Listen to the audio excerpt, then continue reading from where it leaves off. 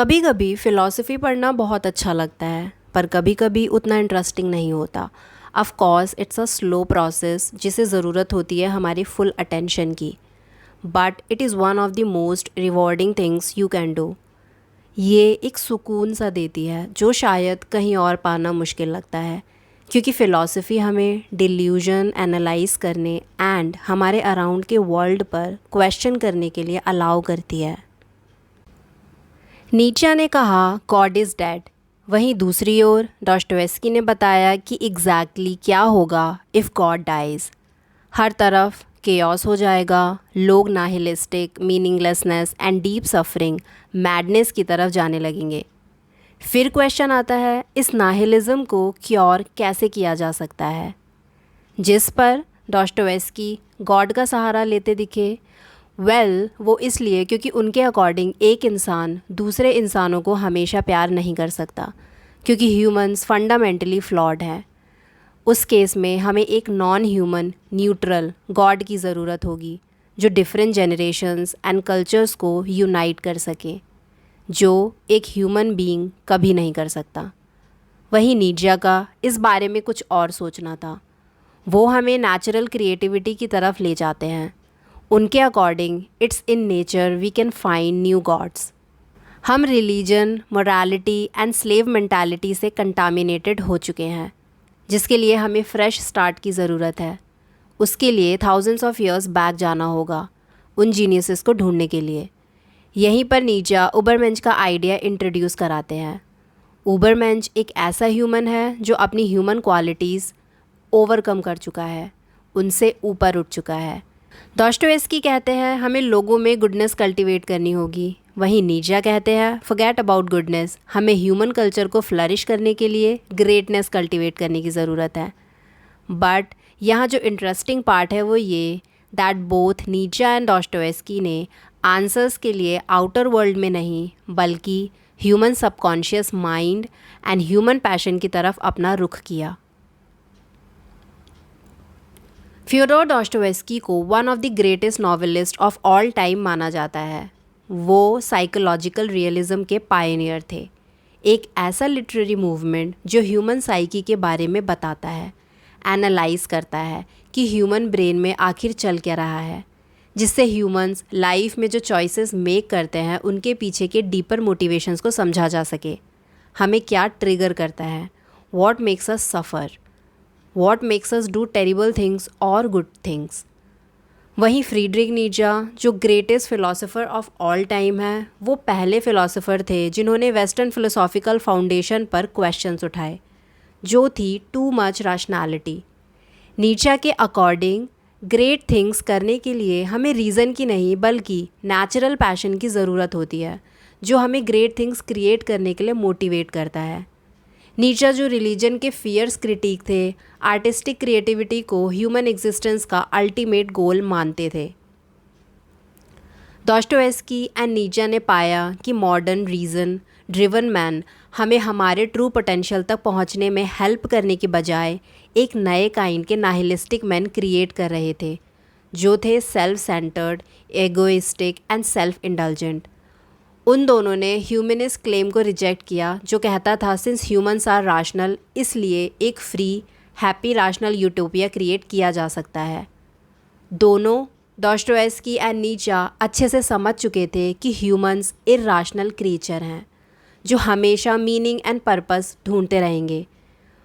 Modernity की real problem जानने के बाद इन दोनों ने जो सॉल्यूशंस प्रोवाइड किए वो एक दूसरे से काफ़ी अलग थे। डॉस्टोवेस्की ने यूनिवर्सल लव एंड गॉड का सहारा लिया, वहीं नीचा ने नेचर बेस्ड एवोल्यूशनरी सल्यूशन दिया, जो था उबरमेंश। आज की वीडियो में हम डॉस्टोवेस्की एंड नीचा दोनों के life, careers, writings and philosophies के बारे में बात करेंगे। कौन नाहिलिज्म का बेटर सल्यूशन ऑफ़र करता है। तो पहले हम दोनों के बैकग्राउंड के बारे में जानेंगे कि इसने कैसे उनके व्यूज़ शेप किए। फ्योडोर डॉस्टोवेस्की 1821 में मॉस्को जो रशिया में है वहाँ एक मिडिल क्लास फैमिली में पैदा हुए थे। डॉस्टोवेस्की के फादर एक डॉक्टर थे जो पुअर रशियंस के हेल्प भी किया करते थे। सो डॉस्टोएव्स्की ने ह्यूमन पेन एंड सफरिंग बचपन से ही फर्स्ट हैंड देखी एंड एक्सपीरियंस की, ऑलमोस्ट एवरी डे, जो आगे चलकर उनकी सभी नॉवेल्स की सेंट्रल थीम भी बनी। वहीं फ्रीडरिक नीचा डॉस्टोएव्स्की के लगभग 22 साल बाद 1844 में पैदा हुए थे। उनके फादर विलेज प्रीस्ट थे। सो नीचा भी डॉस्टोएव्स्की की तरह lot of pain and suffering के कॉन्टैक्ट में अर्ली एज से ही आ गए थे। शायद डॉस्टोएव्स्की ने ज़्यादा फिजिकल पेन एंड नीचा ने एग्जिस्टेंशियल रिलीजियस पेन विटनेस किया। डॉस्टोएव्स्की के फादर चाहते थे कि वो hard science, medicine, engineering learn करें, बट उनकी मदर एंड नैनी ने उन्हें बचपन से ही वाइड रेंज ऑफ स्टोरीज़ पढ़कर सुनाई, एंड दैट्स हाउ वो Pushkin, Goethe and other writers के work and dark comic tales के कंटैक्ट में आए, जिसने उनके ऊपर गहरा असर छोड़ा, जो आगे उनके वर्क में भी दिखा। नीचा ऑन द अदर हैंड बचपन से ही प्रीस्ट से घिरे रहे, क्योंकि उनके फादर खुद एक प्रीस्ट थे इसलिए। बट जब वो 5 साल के हुए, नीचा के फादर की सडन डेथ हो गई, जिसका उन पर गहरा असर हुआ। इस इंसिडेंट के बाद मोस्टली उनकी ग्रैंडमदर, मदर एंड आंटीज़ ने ही उन्हें पाला। सो इन शॉर्ट वो स्ट्रॉन्ग रोल मॉडल के बिना पले बढ़े। उन्होंने अपने घर में मेल अथॉरिटी की डेथ काफ़ी यंग एज में एक्सपीरियंस की, एंड प्रीस्ट से घिरे रहे, which was only about religion and God. शायद इसी वजह से उन्होंने बाद में कहा था दैट गॉड इज़ डेड। ये स्टेटमेंट काइंड ऑफ उनकी खुद की लाइफ मिरर करता है, दैट वो भी बिना डिसिप्लिनेरियन के बड़े हुए।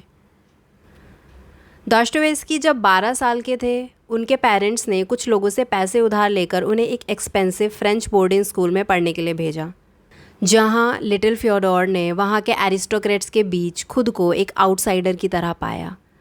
रशिया के एरिस्टोक्रेट्स फ्रेंच मैन को फॉलो करते थे, स्नॉटी नोस्ड स्नॉप्स, और ये सिलसिला लंबे समय तक जारी रहा।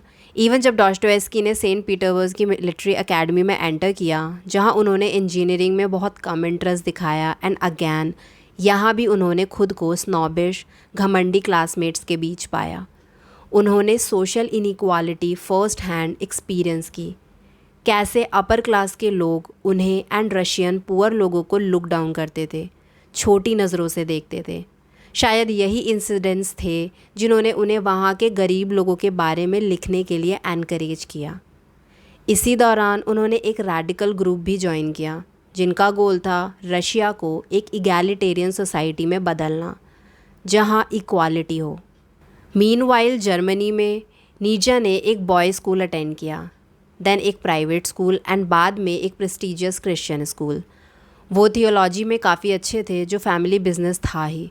उन्होंने म्यूज़िक एंड लिटरेचर भी स्टडी किया, and that's how songs and poems भी लिखे।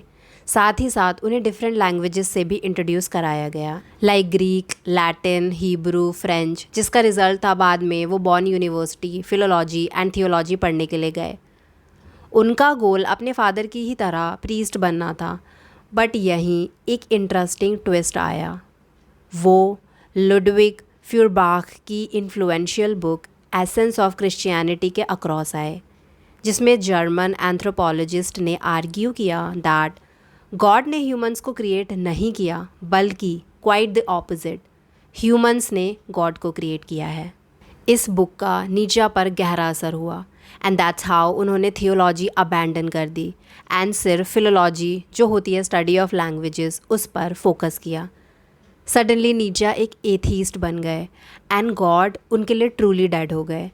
And what's even more interesting that Dostoevsky का रैडिकल ग्रुप जो उन्होंने ज्वाइन किया था, वो भी फ्यूरबाख की बुक पब्लिश होने के 5 साल बाद बना था। सो इन शॉर्ट उन लोगों ने भी ये बुक पढ़ी थी, एंड इसने डॉस्टोएव्स्की को भी काफ़ी हद तक इन्फ्लुएंस किया। 1845 में डॉस्टोएव्स्की ने अपनी फर्स्ट बुक पुअर फोक पब्लिश की, जो एक इंस्टेंट हिट थी, बट इसके साथ ही वो गवर्नमेंट की नज़रों में आ गए। इस तरह 1849 में उन्हें रशियन स्टेट के अगेंस्ट एक्टिविटीज़ करने के लिए अरेस्ट किया गया। उन्हें एक मॉक एग्जीक्यूशन में रखा गया, देन 4 साल के लिए साइबेरिया लेबर कैंप भेज दिया गया, देन अनदर 6 साल के लिए compulsory military service. So total 10 साल का एग्जाइल। साइबेरिया प्रिजन कैंप में रहने के दौरान डॉस्टोएव्स्की कुछ इनमेट्स के कांटेक्ट में आए, जिन्होंने वहाँ हार्श कंडीशंस होने के बावजूद अपना हौसला बनाए रखा एंड गिव अप नहीं किया। ऐसा था उनके स्ट्रॉन्ग रिलीजियस बिलीफ होने की वजह से। On the other hand radical intellectuals ने अपने एक्शंस के लिए कभी रिस्पॉन्सिबिलिटी नहीं ली, बल्कि सारा ब्लेम स्टेट या लोगों पर डालते रहे। Socialist intellectuals usually upper classes को एज पैरासाइट्स ब्लेम करते रहे एंड पेजेंट्स को स्टूपिड बोलते रहे, वो इसलिए कि वो अपने राइट्स के लिए कभी फाइट नहीं करते। इन अदर वर्ड्स इंटेलेक्चुअल्स खुद को ब्लेमलेस मानते, नथिंग वॉज देयर फॉल्ट। इस सब ने दोस्टोयेव्स्की को सोचने के लिए मजबूर किया एंड दैट्स हाउ वो ना सिर्फ इंटेलेक्चुअल्स के साथ बल्कि वेस्टर्न आइडियाज़ के साथ डीपली डिसइल्यूजन हो गए।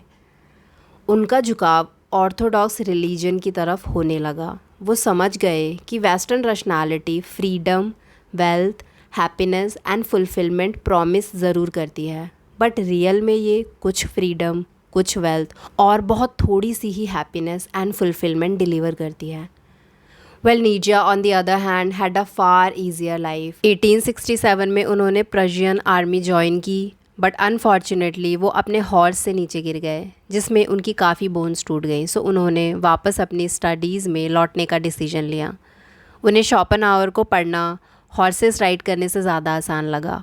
इस तरह 1869 में उन्हें बेज़ल यूनिवर्सिटी में एज अ प्रोफेसर जॉब भी मिल गई। तब वो 24 साल के थे। साथ ही तब तक अपनी डॉक्टरेट की डिग्री भी कंप्लीट कर चुके थे। So there is no doubt he was a genius.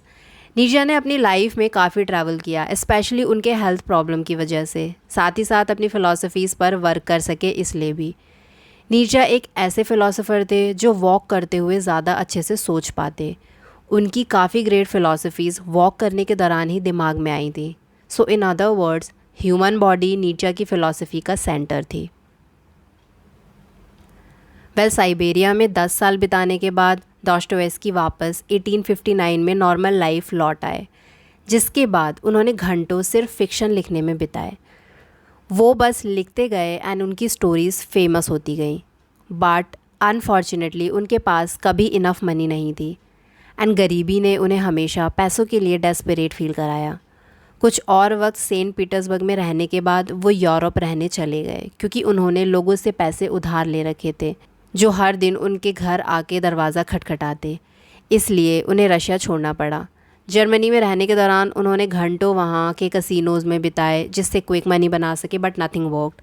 वो एक कंट्री से दूसरी कंट्री एक नोमाड की तरह घूमते रहे। इसी दौरान उन्होंने अपनी फेमस नावल द इडियट लिखी, जिसके 1 साल पहले नीजा ने प्रोफेसर की पोजीशन बेज़ल यूनिवर्सिटी में एक्सेप्ट करी थी। ऐसा भी हो सकता है कि एक पॉइंट पर दोनों फ़िलासफ़र्स सेम सिटी में रहे हों। दोस्टोयेव्स्की ने एक से ज़्यादा शादियां की थी एंड उनके कई बच्चे थे। 1860 से 1881 के बीच उन्होंने अपनी लाइफ के मास्टर पीसेस प्रोड्यूस किए, जो थे crime and punishments, demons, the idiot, brothers Karamazov. 1881 में जब दोस्टोयेव्स्की 59 ईयर्स के थे, उनकी मौत हो गई। नीचा ने बेज़ल यूनिवर्सिटी में 10 साल पढ़ाया, जिसके बाद उनकी हेल्थ दिन ब दिन बिगड़ने लगी और ऐसे ही उन्होंने भी रिटायरमेंट ले लिया सो दैट अपने आगे का समय ट्रैवल एंड राइटिंग में बिता सके। 1889 में नीचा वेंट मैड एंड आने वाले 11 सालों तक वो ऐसे ही रहे।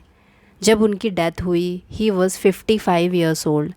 उन्होंने कभी शादी नहीं की थी, ना ही उनके कोई बच्चे थे। आइए अब इन दोनों के वर्क्स का एक ओवरव्यू लेते हैं।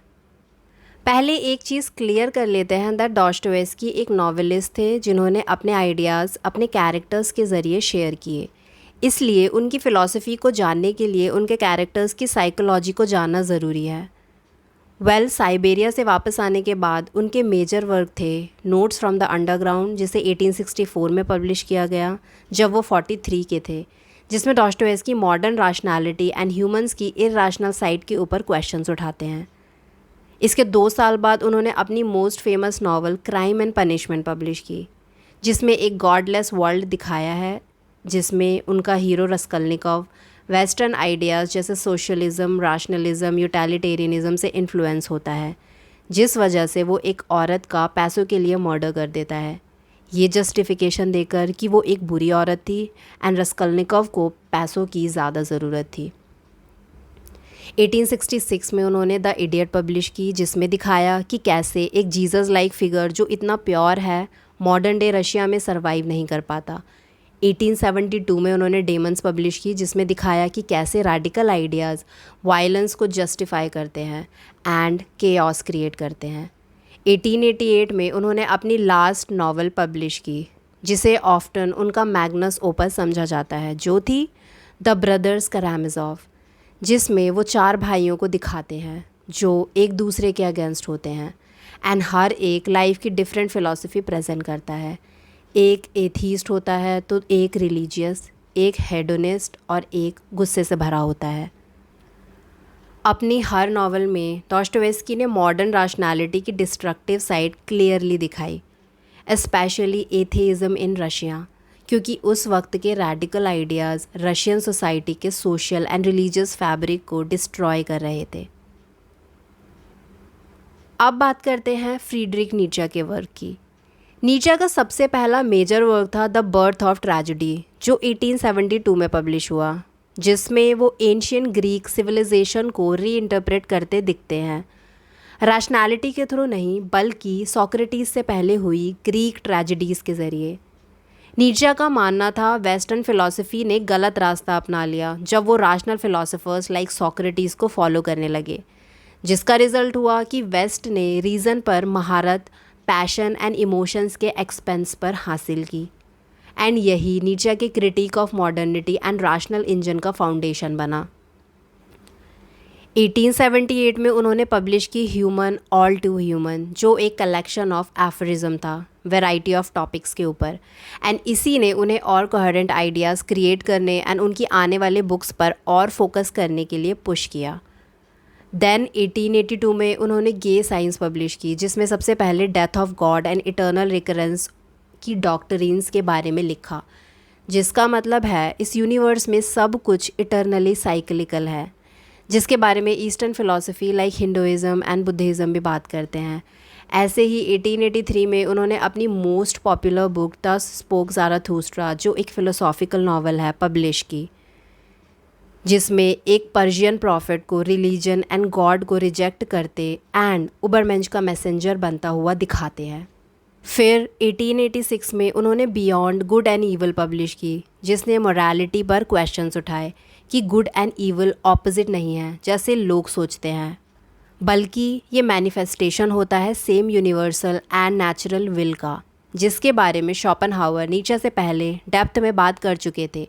1887 में उन्होंने जीनोलॉजी ऑफ मोरालिटी पब्लिश की, जिसमें morality, good and evil, guilt, conscience को समझाने के लिए नेचुरलिस्टिक एंड डार्विनियन अप्रोच ली। उनकी लास्ट बुक थी एको होमो, जो उनकी डेथ के बाद पब्लिश की गई, जिसमें वो अपनी लाइफ एंड वर्क पर एक लुक डालते हैं। It's like a self portrait of a philosopher. Well, both Nietzsche and Dostoevsky ऐसे टाइम में रहे थे जब European philosophers and thinkers like Hegel, Schopenhauer, Marx, Stuart Mill and others, ये सब enlightenment philosophers like Voltaire, Kant, Rousseau and Hume की philosophies पर respond करते थे, जो रिलीजन एंड गॉड से ज़्यादा रैशनल ह्यूमंस पर जोर देते थे। बट साइंस में एडवांसमेंट, स्पेशली डार्विन की theory evolution by natural selection ने रिलीजियस फाउंडेशन को हिला के रख दिया। सो 19th सेंचुरी यूरोप ने इसी तरह एथीज़म में डेवलपमेंट एंड ग्रोथ देखी, जिसने गॉड को रैशनैलिटी के साथ रिप्लेस कर दिया। और इसी तरह गॉड की एब्सेंस ने लोगों को लाइफ में न्यू वैल्यूज़ सर्च करने के लिए मजबूर किया। बोथ नीचे एंड डॉस्टोवेस्की ने भी इस फंडामेंटल क्वेश्चन के आंसर्स ढूंढने की कोशिश की कि अगर गॉड एग्जिस्ट नहीं करते देन इस लाइफ का पर्पस आखिर है क्या, एंड अगर गॉड नहीं है उस केस में सोसाइटी को कैसे ऑर्गेनाइज कर सकते हैं। वेल, गॉड एंड रिलीजन की एब्सेंस में यूरोपियन एनलाइटनमेंट ने आंसर के रूप में रैशनैलिटी ऑफ़र की। दूसरे शब्दों में, जो रैशनल है वो गुड एंड जो इर्रेशनल है वो बैड है। यूरोपियंस ने देखा कि कैसे साइंस ने टेक्नोलॉजी को फ्लरिश होने एंड काफ़ी फंडामेंटल प्रॉब्लम्स सॉल्व करने में मदद की। साइंस ने ह्यूमंस को, इस वर्ल्ड को, ह्यूमन बॉडी को समझने में मदद की एंड कॉन्क्रीट सॉल्यूशंस भी प्रोवाइड किए। वहीं दूसरी ओर गॉड के कंसेप्ट ने ह्यूमंस को कभी कोई रियल सॉल्यूशन दिया ही नहीं, only promises of after life. ये कॉमन सेंस बन गया दैट ओनली रैशनैलिटी ही सारी human problems including morality solve कर सकती है। It could feed you, cloth you, cure your illness and सभी ह्यूमन प्रॉब्लम्स सिर्फ एक स्टेप दूर थी किसी न्यू इन्वेंशन एंड डिस्कवरी से। एंड उस वक्त रीज़न से बेहतर गॉड को रिप्लेस करने के लिए कुछ था भी नहीं। जैसे जैसे यूरोप ने प्रॉस्पर किया, नई टेरिटरीज कॉलोनाइज की, लोगों के और हैप्पी एंड ब्लिसफुल फील करने के बजाय वो एक दूसरे के अगेंस्ट होने लगे।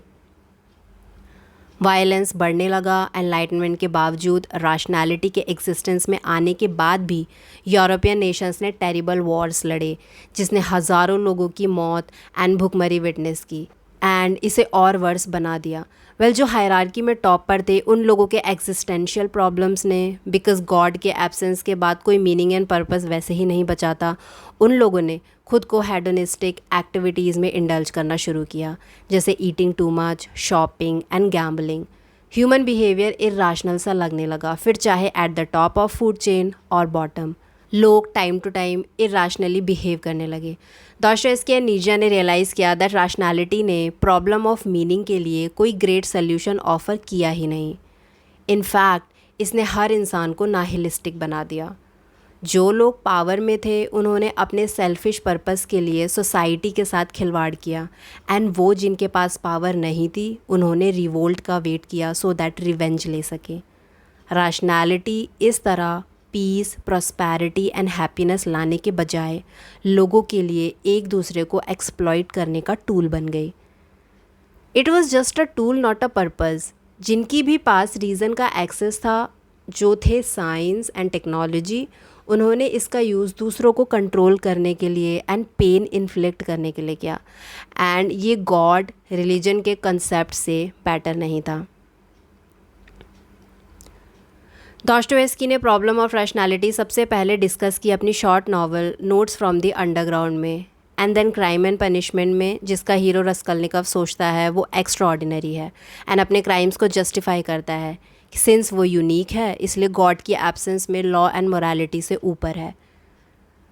कोई गॉड एग्जिस्ट नहीं करता, इसलिए पीपल लाइक रस्कलनिकव सोचते थे वो अपने मॉरल वैल्यूज़ खुद क्रिएट कर सकते हैं। दूसरे शब्दों में कहें, उन्हें लगता है हर चीज़ सही है एज लॉन्ग एज उसका एम गुड है। वो अपनी गरीबी ख़त्म करना चाहता है, आगे दुनिया को बेहतर बनाना चाहता है। Everything was rationally explained either through rational science और फिलॉसफी। देन नीत्शे ने शोपेनहावर को पढ़ा, जो हिंदुइज़म एंड बुद्धिज़्म से काफ़ी इन्फ्लुएंस थे। शोपेनहावर ने कुछ ऐसा देखा जो रैशनैलिटी से भी डीप था, जो ह्यूमंस को मोटिवेट करता है, समथिंग बिगर दैन रीज़न, जिसे उन्होंने कहा विल, जो उनके अकॉर्डिंग यूनिवर्स में एक फंडामेंटल सोर्स है, मोस्ट इम्पॉर्टेंटली लिविंग बींग्स में, जो उन्हें लाइफ में मोटिवेट करती है, जिसके ऊपर ह्यूमंस का कोई कंट्रोल नहीं। ये विल यूनिवर्सल होती है, it's like gravity, invisible to us, जो बेसिकली ब्लाइंड होती है बट हमें ज़िंदा रखती है। इस ईस्टर्न फिलॉसफी ने नीत्शे को एक डिफरेंट पर्सपेक्टिव दिया, जिसके बाद उन्होंने वेस्टर्न सिविलाइजेशन एंड फिलॉसफी को क्रिटिकली देखा एंड उन्हें रियलाइज़ हुआ western philosophy extremely one sided, left brained, rational, analytical थी। As a result European modernity ने ह्यूमन एग्जिस्टेंस की दूसरी साइड, जो थी the emotional, the passionate and artistic, उसे पूरी तरह से इग्नोर किया। नीत्शे ने पाया कि प्री सोक्रेटिस एंशियंट ग्रीक्स ने अपनी ट्रेजेडीज़ में रीज़न एंड पैशन दोनों को टैकल किया। Apollo, the god of reason and science, and Dionysus, the god of passion and art, उन दोनों ने एक दूसरे को परफेक्टली बैलेंस किया। बट सोक्रेटिस की क्रिटिकल थिंकिंग के आइडिया बाद में एरिस्टोटल के साइंटिफिक अप्रोच एंड उसके और बाद यूरोपियन मॉडर्निटी ज़्यादा रीज़न बेस्ड वर्ल्ड की तरफ शिफ्ट हो गए एंड ह्यूमन पैशन को इर्राशनल समझने लगे। इसलिए दोनों, नीत्शे एंड दोस्टोयेव्स्की, ने मॉडर्निटी को टू रैशनल लेबल कर दिया, जिसका रिजल्ट था नाहिलिस्टिक सेल्फ इंडल्जेंट मटीरियलिज्म, एक इनसेशिएबल डिज़ायर, इंस्टेंट ग्रैटिफिकेशन की। आइए अब नज़र डालते हैं इन दोनों फिलोसोफर्स द्वारा nihilism and reason based modernity के लिए दिए गए सल्यूशंस पर। दोस्टोयेव्स्की का नाहिलिज्म के लिए सल्यूशन था टू रिटर्न टू पास्ट। उन्होंने मॉडर्न प्रॉब्लम्स एंड नाहिलिज्म का एंटीडोट कहा रिलीजन को। ऑर्थोडॉक्स अपब्रिंगिंग का उन पर गहरा असर था, बट इसके साथ ही उनकी मदर जो उन्हें बचपन में बाइबल पढ़कर सुनाया करती थी, वो मेमोरी उनके साथ ज़िंदगी भर रही। उन्होंने देखा कि कैसे पुअर रशियंस ने लाइफ की मिजरी एंड एग्जिस्टेंशियल क्राइसिस होने के बावजूद ऑर्थोडॉक्स रिलीजन में कंफर्ट पाया। इन अदर वर्ड्स, डॉस्टोवेस्की कहते हैं, लाइफ में मीनिंग दूसरे लोगों को सर्व करके, काइंडनेस, लव शो करके पाई जा सकती है। Love others despite there flaws, love them despite there past mistakes. Well, उनके रिलीजन का ये सल्यूशन उस वक्त के रशिया में कुछ ज़्यादा पॉपुलर नहीं हुआ। वहीं दूसरी तरफ नीचा के व्यूज़ डॉस्टोवेस्की से बिल्कुल अलग थे। पास्ट एंड रिलीजन में जाने के बजाय उन्होंने ह्यूमन इवोल्यूशन की तरफ रुख किया। नीचा ने नाहिलिज्म का सल्यूशन नेचर को बताया। उनके लिए nature raw, honest and full of passion है। वो प्री रिलीजन वर्ल्ड की तरफ गए जिसमें ह्यूमंस नेचर के साथ एक हुआ करते थे एंड नेचुरली एक्ट करते थे। वाई? वेल, क्योंकि उस वक्त कोई मोरालिटी नहीं थी। उस वक्त जीनियस आर्टिस्टिक लोगों के लिए कोई रिलीजियस पनिशमेंट नहीं हुआ करती थी। नीचा की रिलीजन के साथ सबसे बड़ी प्रॉब्लम थी दैट ये कमज़ोर को प्रोटेक्ट करता है एंड क्रिएटिव लोगों को कंट्रोल। दूसरे शब्दों में कहें तो नीचा के लिए रिलीजन ग्रेटनेस एंड क्रिएटिविटी के बारे में नहीं, बल्कि वीक माइंडेड लोगों को कंफर्ट प्रोवाइड कराने के बारे में था। उनके अकॉर्डिंग रिलीजन लोगों को उनके फियर फेस करने के बजाय उन्हें लाइफ के डेंजर रिस्क से शील्ड कर रहा था एंड कमज़ोर बना रहा था। आज की यंग जनरेशन इतने नाजों से पली है, दे आर टू सेंसिटिव, जो थोड़े से क्रिटिसिज्म एंड हार्डशिप से ही डर जाते हैं। नीचा ने कहा, रिलीजन ने लोगों को सेंचुरीज़ एंड मिलेनिया से ऐसा करके रखा है एंड रीजन सेंचुरीज़ में रैशनैलिटी भी सेम चीज़ कर चुकी है, हमें ज़्यादा से ज़्यादा कंफर्ट प्रोवाइड करा के।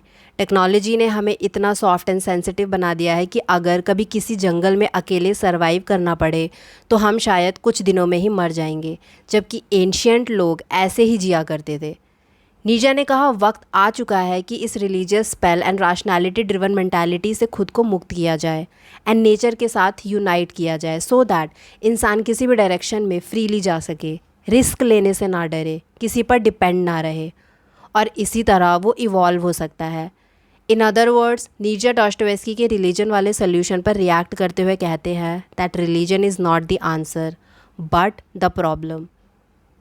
नीचा डॉस्टोवेस्की के रिलीजियस सोल्यूशन को कहते हैं, it's like seeking a god, like male authority figure, जो हमसे सभी डेंजर्स दूर रखेंगे, जिससे हम सेफली फ्लरिश हो सके। डॉस्टोवेस्की का सोल्यूशन था like children seeking a father. वहीं नीचा का सोल्यूशन है कि खुद ही मैस्कुलिन एंड वो फादर बनो जो अपने डर फेस करने एंड रिस्क लेने से ना घबराए और नई artistic and philosophical territories discover करें। यहाँ क्लियरली देखा जा सकता है दोनों फिलोसोफर्स एक दूसरे से कितना अलग सोचते थे। डॉस्टोवेस्की गुडनेस प्रमोट करते हैं, वो हमें लोगों के लिए लव शो करने को कहते हैं, नो मैटर वो लोग कितने ही गुड और बैड क्यों ना हो, पास्ट में कितनी ही मिस्टेक्स क्यों ना कर चुके हो। It's through love not reason that we can find meaning in life, it's through faith we can find clarity in life. एक सिनिक बनकर लाइफ पर क्वेश्चंस उठाते रहना इज़ नॉट द आंसर। उनके लिए आंसर्स ढूंढने का रास्ता है through faith in a higher being. Nietzsche वहीं दूसरी ओर गुडनेस में बिलीव नहीं करते थे।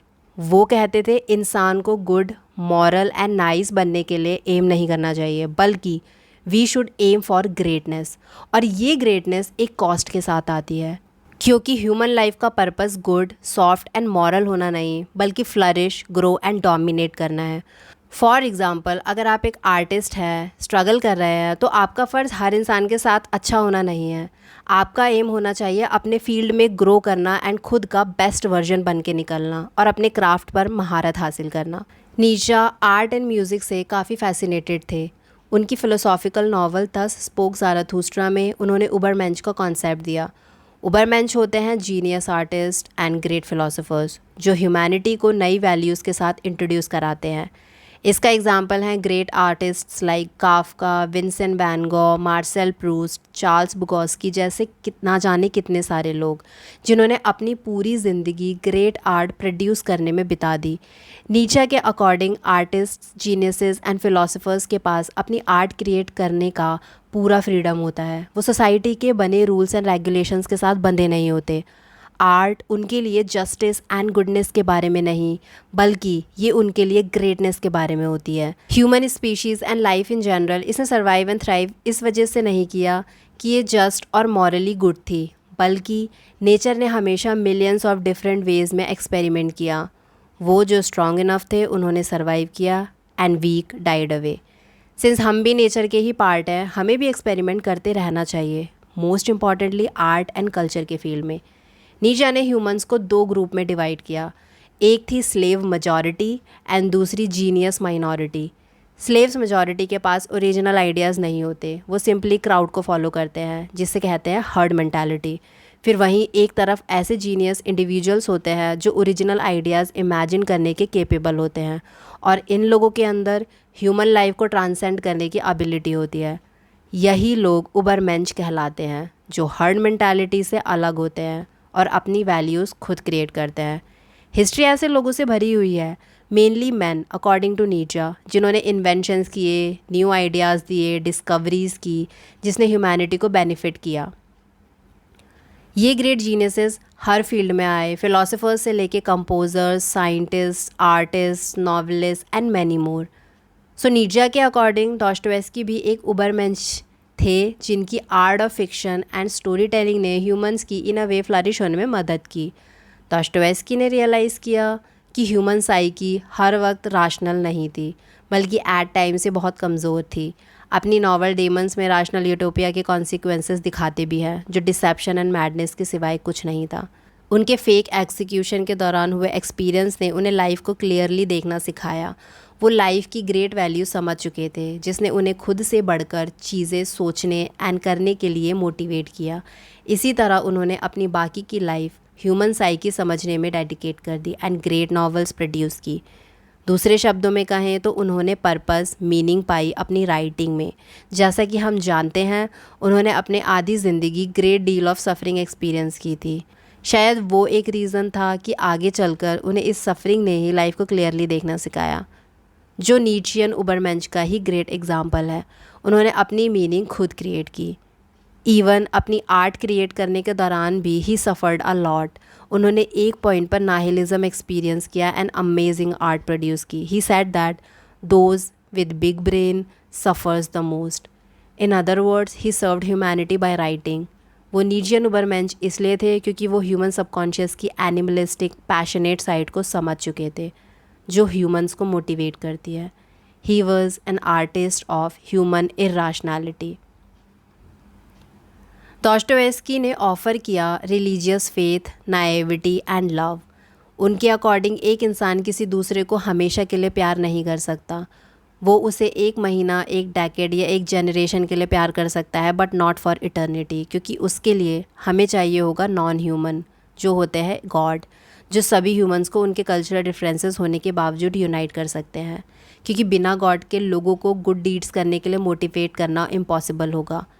अकॉर्डिंग टू डॉस्टोयेव्स्की, बिना गॉड के humans fat, self indulgent, drugs and alcohol के आदी हो जाएंगे। In short, chaos and disorder create ना हो, उसके लिए गॉड का होना ज़रूरी है, सो दैट लोगों को गलत रास्ते पर जाने से पहले एक थॉट ज़रूर आए कि ये गलत है।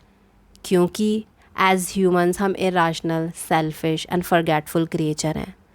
डॉस्टोयेव्स्की कहते हैं एक अच्छा इंसान होने के लिए हमें अपने सेल्फ डिज़ायर्स कंट्रोल करने होंगे।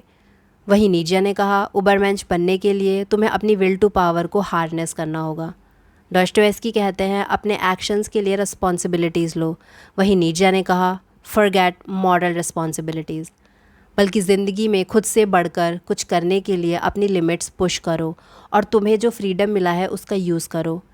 यहाँ पर ये क्लियर करना चाहूँगी कि नीचा वायलेंस को सपोर्ट नहीं कर रहे, बल्कि उनका मतलब है आर्टिस्टिक एंडेवियर्स से। जिन लोगों के पास आर्ट क्रिएट करने का टैलेंट है उनसे, ना कि वो कोई पॉलिटिकल स्टेटमेंट दे रहे हैं। डॉस्टोयेव्स्की एक लविंग कम्युनिटी क्रिएट करने एंड वहाँ सॉलिस ढूंढने को कहते हैं। वहीं नीचा सॉलिट्यूड को फेवर करते हैं और कहते हैं अकेले रहकर ही तुम खुद के अंदर झांक सकते हो और कुछ ग्रेट फाइंड कर सकते हो।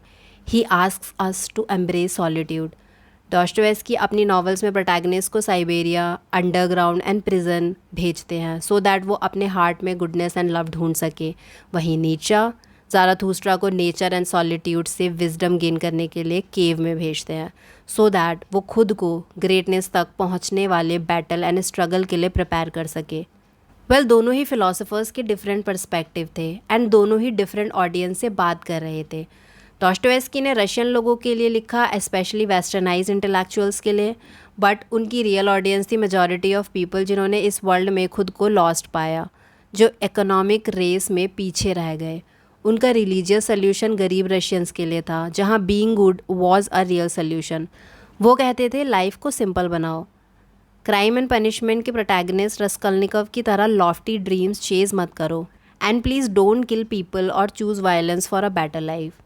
वहीं दूसरी तरफ नीचा की मेन ऑडियंस थी फिलोसोफर्स एंड एलीट आर्टिस्ट, जो गुडनेस नहीं बल्कि ग्रेटनेस ढूंढ रहे थे थ्रू क्रिएटिविटी। उनकी ऑडियंस मास ऑडियंस नहीं बल्कि वो लोग थे जो टॉप पर बैठे थे, फिर वो जो क्रिएटिव जीनियस थे who are seeking a purpose greater than themselves.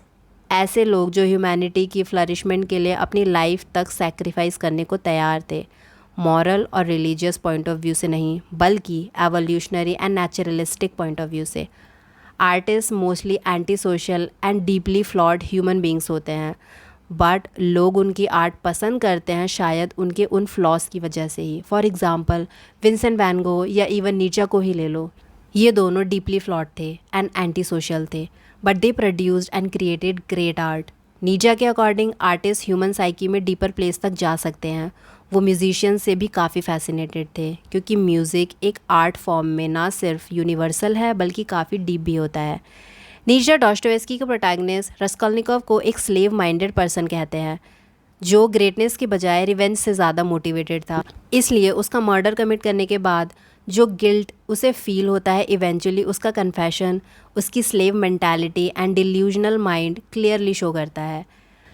वैसे दोनों नीचा एंड डॉस्टोएव्स्की इस बात से अग्री करते थे कि सोसाइटी का लीगल सिस्टम जस्टिस पर नहीं बल्कि रेट्रीब्यूशन एंड रिवेंज पर बेस्ड है। नीचा को रिलीजन से बस एक ही प्रॉब्लम थी, जो थी रिलीजन इंसान को उसका ट्रू क्रिएटिव पोटेंशियल अचीव नहीं करने देता। वहीं डॉस्टोएव्स्की इससे सेटिस्फाइड थे as long as society is peaceful. Conclusion. अब क्वेश्चन आता है, who should you read? Well, the answer is both. दोनों ही फिलोसोफर्स एक फुलफिलिंग लाइफ अचीव करने के लिए गाइड करते हैं। हमें लाइफ में गुडनेस एंड ग्रेटनेस दोनों की ज़रूरत होती है, गुड पीपल की भी एंड ग्रेट लोगों की भी, जो चीज़ों को आगे ले जाते हैं, नई चीज़ें इन्वेंट करते हैं, जो लोगों की इमेजिनेशन कैप्चर करते हैं, ग्रेट स्टोरी टेलर्स जो अपनी जनरेशन की आवाज़ को आर्टिकुलेट करते हैं, जैसे डॉस्टोएव्स्की ने किया। नीचा हमें अपने एक्शंस की फुल रिस्पॉन्सिबिलिटी लेने को कहते हैं एंड कुछ क्रिएटिव करने के लिए कहते हैं, जिस भी फील्ड में तुम हो। He says don't avoid suffering because to be great you have to suffer. Life suffering है। Write a great novel, produce great art, invent something new. अपने फियर को फेस करो, ब्रेव बनो एंड फाइट करते रहो। नीचा कहते थे लाइफ का पर्पस मीडियोकर होना नहीं बल्कि ग्रेट होना है। वहीं डॉस्टोएव्स्की के अकॉर्डिंग लाइफ का पर्पस है दूसरों के फ्लॉज एंड मिस्टेक्स के बावजूद उनके प्रति गुड एंड लविंग होना। सो टू सम अप, डॉस्टोएव्स्की हमें न्यू आइडियाज़ के डेंजर के बारे में वॉर्न करते हैं, वहीं नीचा क्राउड से हटकर खुद का रास्ता बनाने के लिए कहते हैं। नीचा societal norms, traditions and values को समझने के लिए कहते हैं सो दैट राइट टाइम आने पर उन्हें ब्रेक किया जा सके। डॉस्टोएव्स्की रशियंस को वेस्ट से आने वाले बैड आइडियाज़ से शील्ड करना चाहते थे। नीचा एक लोन वुल्फ, लोन टाइगर थे जो कहते हैं don't cry, don't be a victim, tough बनो और आगे बढ़ो।